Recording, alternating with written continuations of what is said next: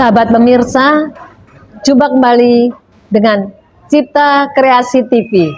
Saat ini kita berada di El Asado Resto, Jalan Kemang Raya 3, Jakarta Selatan, untuk berbincang dengan Brigadir Jenderal TNI Purnawirawan Dr. Dewi Puspitorini, spesialis paru, Mars MH.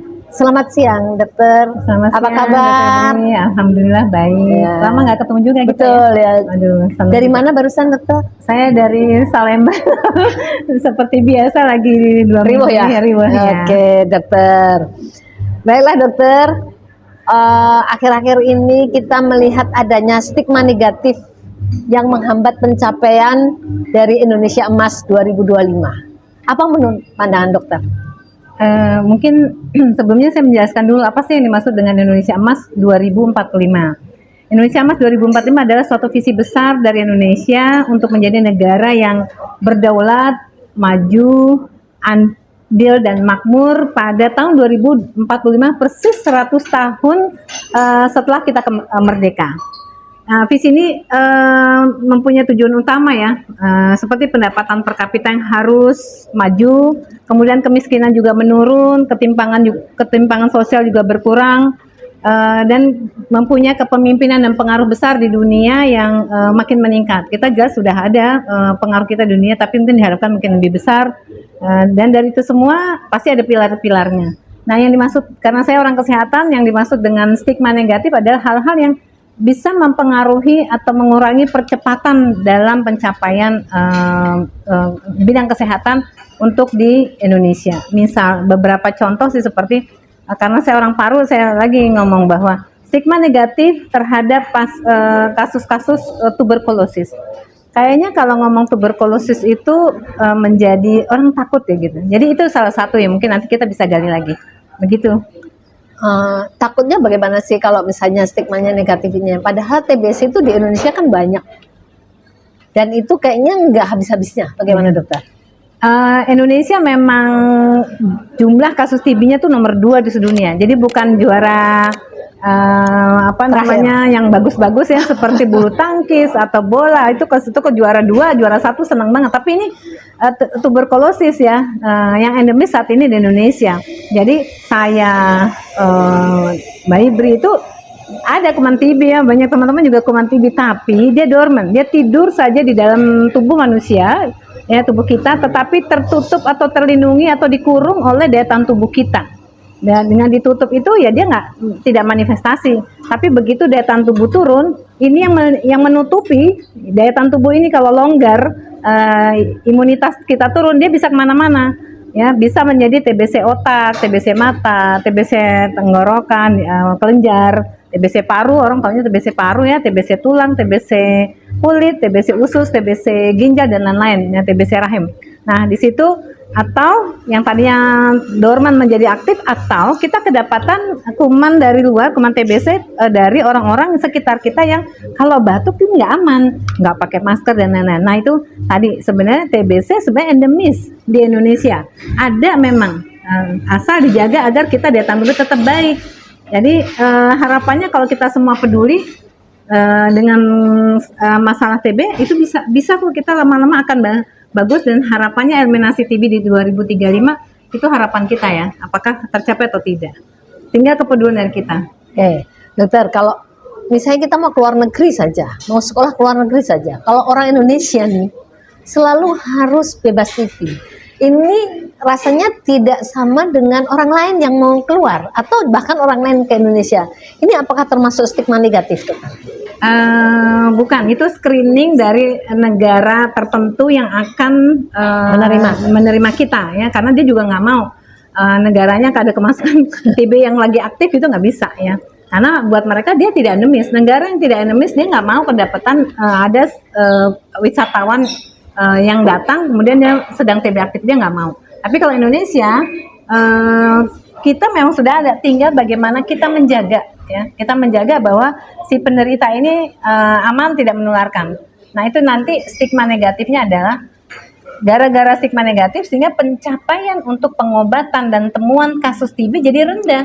Jadi akibatnya sebenarnya masih banyak nih kasus-kasus TB yang belum terdeteksi, itulah yang menyebabkan kasus TB belum selesai karena stigma negatifnya belum selesai nih. Masyarakat masih kental ya. Kayak mungkin dibilang mungkin apa lebih baik sakit yang mana yang keren dibandingin dibilang sakit TB nih gitu ya. Nah, itu yang mesti dibangun gitu ya. Ya hilangkan itu stigma TB, stigma negatif tentang TB. Jadi TB itu sebenarnya bisa sembuh kok gitu ya dokter ya. Jadi tapi itu bukan penyakit yang tidak keren, tapi memang harus disembuhkan. Betul. Bagaimana dengan pneumonia dokter? Ini kan dokter kebetulan dokter paru. Pneumonia itu kalau per definisi adalah suatu infeksi di jaringan paru yang disebabkan olehnya banyak, bisa jamur, bisa virus, bisa bakteri yang lain. Nah, kalau TB baru namanya TB paru, tapi kalau misalkan oleh infeksi yang lain, tadi kita namakan memang membedakannya hanya menjadi pneumonia saja. Dan sama, semua kembali kepada daya tahan tubuh, karena masuknya adalah lewat droplet dari orang-orang batuk sekitar. Kalau tidak aman, dia tidak pakai masker, kita pas daya tahan tubuh turun, ada kuman masuk, pertahanan kita nggak kuat, dan kita jadi sakit gitu. Oke, dokter, ini kalau tadi secara kedokteran, stigma negatifnya dokter paru adalah untuk menghilangkan stigma negatif yang dari paru. Kalau secara umum sebagai dokter ini kan juga jenderal, juga di bidang lain-lain kan juga di masyarakat juga ikut. Stigma negatif apalagi dokter yang kira-kira harus kita hilangkan? Ya, selain stigma tentang TB, karena kita tahu sebenarnya TB itu bisa sembuh ya, pakai asal, yaitu minum obat teratur, pola hidup PHBS-nya, pola hidup bersih dan sehatnya harus dijalankan, tidak merokok, tidak begadang, tidak alkohol gitu ya, tidak narkoba, itu salah satu, dan gizi baik itu salah bagian dari pola hidup bersih dan sehat. Itu jalankan, insya Allah TB-nya tidak akan muncul, atau kalau ada infeksi masuk TB langsung dimakan tuh oleh daya tahan tubuh kita. Itu tentang TB ya, stigma tentang TB. Stigma yang lain ada, misalkan ada orang dengan orang yang ini kayak masalah kejiwaan ya, masalah jiwa. Kepribadian yang kalau kita bilang tuh kayak ini orang introvert lah ya, introvert. Bukan berarti dia ada sesuatu terus malah dijauhi, itu nggak boleh. Jadi kalau ada sesuatu yang keterkaitan dengan masalah kayak kita ditutup-tutupi, jangan sampai ketahuan gitu ya, jangan sampai ketahuan sakit ini, nah itu yang nggak boleh.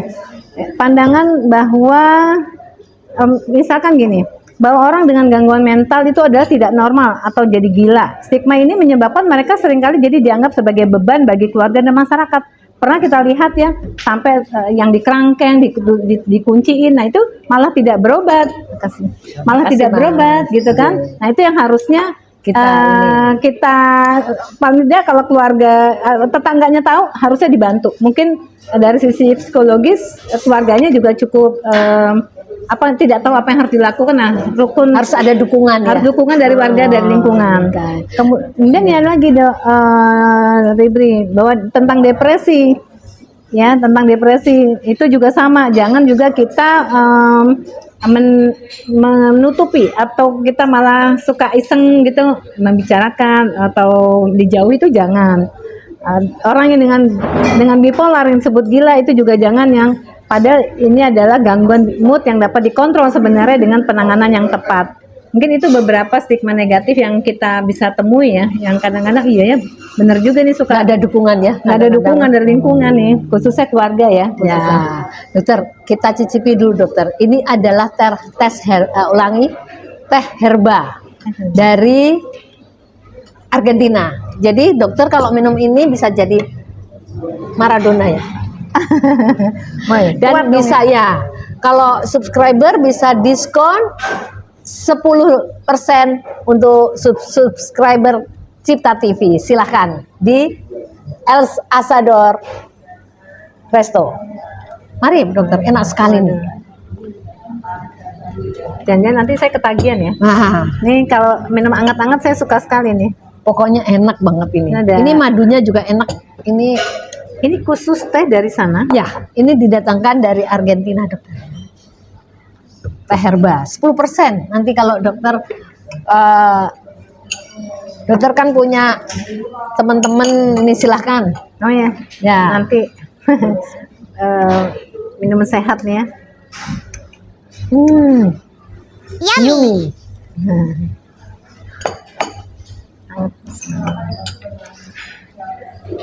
Coba dokter. Ya, nih ada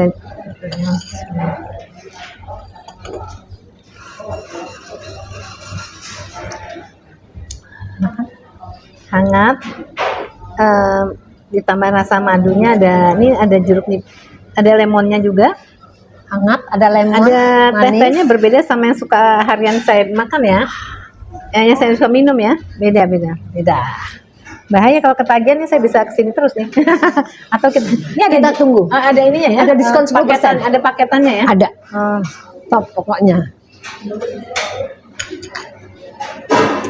Ini udah mau setengah langsung. Kembali ke perbincangan kita dokter. Edukasi apa yang diberikan kepada masyarakat untuk agar stigma negatif ini, ya beberapa stigma negatif bisa berkurang paling tidak. Kalau untuk hilangkan mungkin ya nanti bertahap. Bagaimana dokter? Ya, tadi sesuai dengan kasus-kasusnya, kasus-kasus apa yang menyebabkan suatu stigma negatif. Nah, itu ya ditreat atau ditangani secara khusus gitu ya. Kalau kasus TB ya tadi, semua sebenarnya pada prinsipnya adalah edukasi dan memberikan pengertian pada lingkungan terdekat, dalam hari ini adalah keluarga.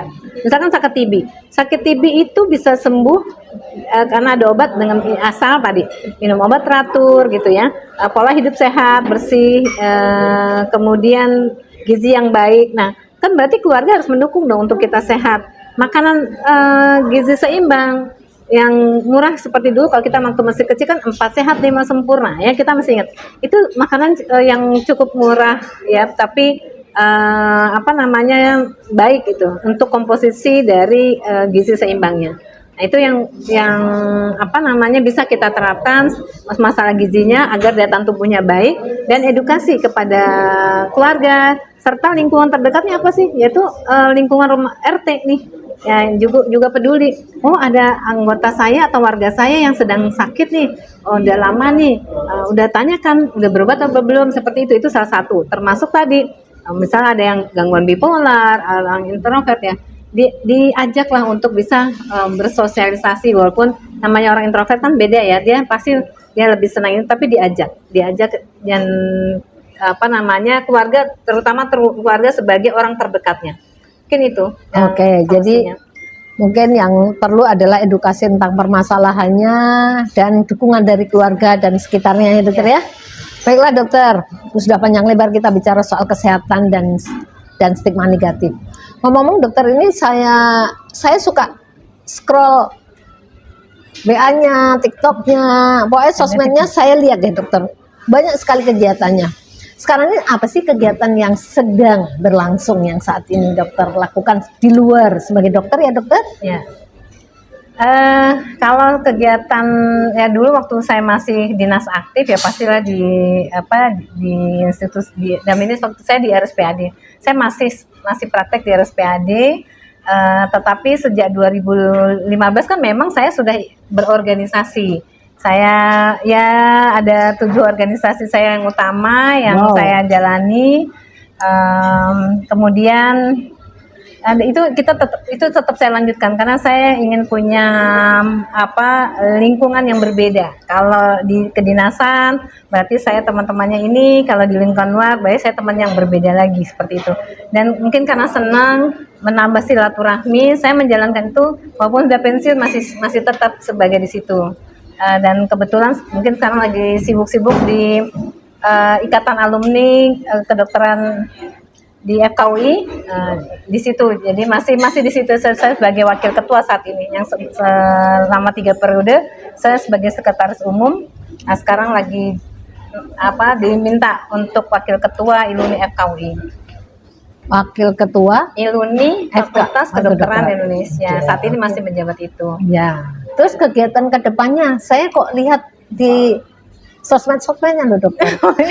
Ya, mungkin dokter bisa jelaskan daripada saya kepo. Oh, kepo ya. Ya, kita memang sedang ada proses pemilihan ketua Iluni UI. Nah, kalau sekarang kan saya di Wakil Ketua Iluni FKUI Kedokteran. Tapi sekarang saya diminta oleh pengurus dari Iluni FKUI untuk ayo dong maju dong gitu kan. Jadi ya semua kan kita harus izin ya sama keluarga untuk bisa aktivitas yang lebih besar. Karena buat saya untuk menjadi ketum Iluni UI itu bukan asal-asalan, tetapi harus betul-betul fokus pengabdiannya, dan kebetulan memang saya kan sudah selesai ya dalam kedinasan, jadi saya insya Allah bisa mengabdi penuh dalam proses untuk menjadi ketum ini. Insya Allah saya bisa selalu amanah. Saya ingin Iluni UI itu guyup, bisa menyatukan semua fakultas yang ada, inklusif ya, jadinya progresif dan berdampak nyata untuk para alumninya. Untuk untuk UI yang baik ya, Iluni UI yang lebih besar juga, serta turut berperan dalam pencapaian Indonesia Emas 2045. Itu visinya. Oh, visinya. Kira-kira secuplik aja dokter, ini pengen ngerti aja. Kebetulan saya kan juga fakultas kedokteran yang bukan kedokteran sebelah dokter. Mana tahu saya nanti dicalonkan, kan tanya dulu. Kira-kira misinya apa dokter? Oh ya, kita ada 5 ada 5 pilar ya. Visinya tuh kita ada 5. Di sini kita yang pertama adalah digitalisasi total sistem Iluni. Karena untuk menyatukan kan sekarang dengan teknologi yang ada ya. Ya kita ada namanya UI Connect. Mudah-mudahan ini bisa mencapai anggota Iluni UI sampai ke seluruh Indonesia, dan pastinya ada chapter di luar negeri yang bisa menjangkau. Jadi komunikasi akan lebih mudah dengan teknologi ada. Nah itu satu, digitalisasi total sistem Iluni, penguatan juga jaringan alumni secara global. Jadi chapter-chapter yang ada di luar negeri kita akan menambah.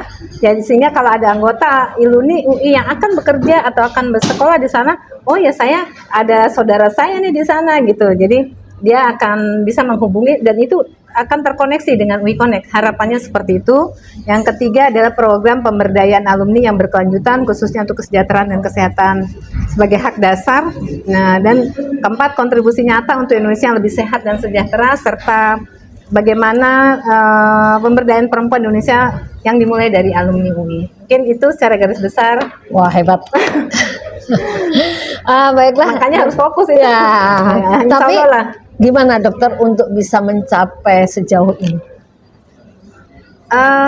Itu adalah hasil kerja tim yang sangat mendukung saya pribadi, dan saya salut dengan teman-teman yang kerja keras. Ya, nggak mungkin saya santai-santai di rumah. Teman-teman tim itu bekerja keras enggak. Jadi saya mendampingi dari pagi sampai malam gitu. Walaupun kalau udah pulang ya kita masih terus gitu di hari libur pun juga kami terus berkoordinasi, karena saya harus mengawal juga agar saya juga mengerti mana arahnya. Saya juga tetap memberikan masukan-masukan bagaimana kita bisa merangkul semuanya. Baiklah dokter, sebenarnya masih banyak yang ingin saya tanyakan, cuma dokter kan sibuk, nanti masih banyak yang menunggu. Mungkin kita closing dulu dokter. Terima kasih pemirsa, inilah Dokter Dewi. Nanti kesempatan berikutnya akan kita hadirkan para pakar-pakar, para narasumber yang hebat-hebat di Cipta Kreasi TV. Begini dokter ininya, Cipta Kreasi TV.